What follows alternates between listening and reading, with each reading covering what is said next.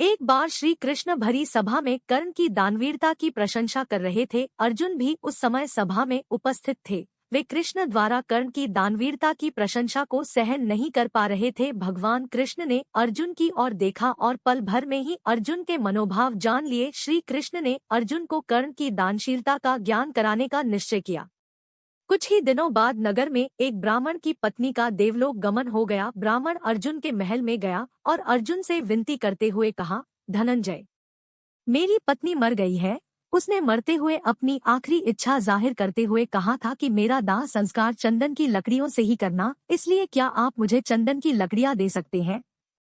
ब्राह्मण की बात सुनकर अर्जुन ने कहा, क्यों नहीं, और अर्जुन ने तत्काल कोषाध्यक्ष को तुरंत 25 मन चंदन की लकड़ियां लेने की आज्ञा दे दी। परंतु उस दिन ना तो भंडार में और ना ही बाजार में चंदन की लकड़ियां उपस्थित थी। तो कोषाध्यक्ष ने आकर अर्जुन को सारी व्यथा सुनाई और अर्जुन के समक्ष चंदन की लकड़ियां ना होने की असमर्थता व्यक्त की। अर्जुन ने भी ब्राह्मण को अपनी लाचारी बताकर खाली हाथ वापस भेज दिया।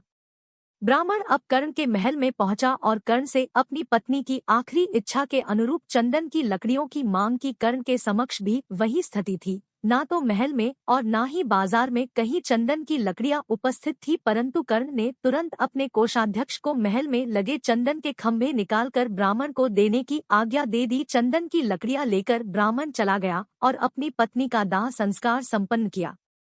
अब क्या हुआ? शाम को जब श्री कृष्ण और अर्जुन टहलने के लिए निकले, देखा तो वही ब्राह्मण शमशान पर कीर्तन कर रहा है। जिज्ञासावश जब अर्जुन ने ब्राह्मण से पूछा तो ब्राह्मण ने बताया कि कर्ण ने अपने महल के खंभे निकालकर मेरा संकट दूर किया है, भगवान उनका भला करे। यह देखकर भगवान श्री कृष्ण अर्जुन से बोले, अर्जुन, चंदन के खंभे तो तुम्हारे महल में भी थे, लेकिन तुम्हें उनकी याद ही नहीं आई। यह सुनकर अर्जुन लज्जित हो गए और उन्हें विश्वास हो गया कि क्यों कर्ण को लोग दानवीर कर्ण कहते हैं। इसी प्रकार की हमारी पौराणिक कथाओं से संबंधित रोचक कहानियां सुनने के लिए कृपया हमारे चैनल धार्मिक विचार को सब्सक्राइब करिए। धन्यवाद।